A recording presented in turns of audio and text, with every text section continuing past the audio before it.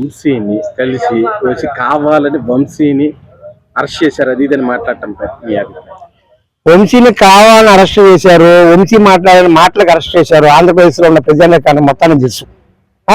జగన్మోహన్ రెడ్డికి నిజంగా చిత్తశుద్ధి ఉంటే అలాంటి వారి కోసం వచ్చి ఇలా మాట్లాడటం అనేది అతని యొక్క దీనికే వేయచ్చు. అసలు నిజంగా ఒక ముఖ్యమంత్రి చేసిన ఓడివి నువ్వు ఒక నోటికి వచ్చిన పచ్చిబూతులు తిట్టే ఓడి కోసం వచ్చి నువ్వు అంటే నువ్వు ఒక సైకో, నువ్వు ఒక ఎదవు అన్నది ఎవరికి అర్థం కావట్లా. నువ్వేమైనా ముందు అరెస్ట్ చేశారా? నువ్వు ఒకరిని కిడ్నాప్ చేశారనో, గతంలో నువ్వు మాట్లాడిన మాటలేంటో, మీ వాళ్ళు మాట్లాడిన వాళ్ళు తిడుతుంటే నువ్వు పొందిన సైకో ఆనందానికి ఇచ్చేలా ఎవరికైనా పాపం పండుద్ది. ఆ పాపం పండింది కాబట్టి ఈరోజు వంశీ ఇంకా ఉన్నారు, ఇప్పుడు అయిపోలేదు. ఇది జస్ట్ ట్రైలర్ మాత్రమే. ఒక్కొక్కడికి తప్పు చేసిన ఎవరైనా సరే శిక్ష అనుభవించాల్సిందే. అది ఆడవాళ్ళని దూషించావు, ఎన్నెన్నో మాట్లాడినావో ప్రజానేకాలు తెలుసు. అందుకే నీకు గోరి కట్టి మీ 11 సీట్లు ఇచ్చింది ఊరినేక జగన్మోహన్ రెడ్డి.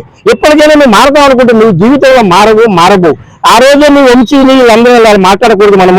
మనం పరిపాలన చేద్దాం, ప్రజలు మనకు 150 సీట్లు ఇచ్చారు, మనం ఎందుకు ఇలాంటి నువ్వు అనుంటే అసలు ఈ రోజు ఇంత ఇదయ్యేది కదగా.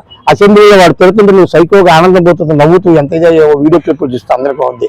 జగన్మోహన్ రెడ్డి నీకు పరిపాలన చేత కాదు, నువ్వు ఒక నీ మంత్రులకు ఎదవలు, ఆ సంగతి అందరికీ తెలిసే ఆంధ్రప్రదేశ్ జనం నీకు గోరికట్టారు.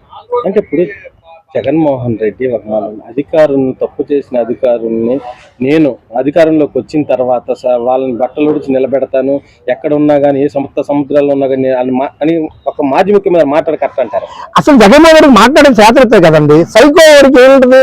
నేను ఇదైనప్పుడు అందరూ ఇవ్వాలనుకుంటారు తప్ప ఒక పరిపాలన చేద్దాము. వాళ్ళు అధికారులు తప్పు చేస్తారా? అన్ని రకాలుగా తప్పు చేసిన శిక్షించారు, కానీ అధికారులు ఎవరికైతే నువ్వు ఎంతమందిని ఇచ్చేసావు? మాస్క్ అడిగినందుకు ఒక డాక్టర్ని ఇచ్చేసావు. నువ్వు చెప్పుకుంటూ పోతే ఒక అక్కని ఇచ్చేసేందుకు ఒక తమ్ముడు అడిగితే అన్ని సజీవ దమనం చేశారు.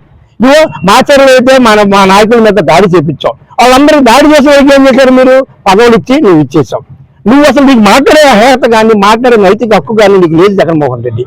నువ్వు ఇప్పటికైనా సరే మామూలుగా బుద్ధి తెచ్చుకొని ప్రజలకి ఏం కావాలి, ప్రజలకి ఇలాగ వెళ్ళాలి, మనకి ఎందుకు జరిగింది అన్న దాని మీద దృష్టి పెట్టు. కానీ ఇలాగా వాడు వంశీ అని పెద్ద ఇచ్చేలా ఎన్ని పాపాలు చేశాడు, ఎన్ని అరాచకాలు చేశాడు గన్నవరం నియోజకవర్గం నుండి ఆంధ్రప్రదేశ్ ప్రజలకన్నా మొత్తం తెలుసు.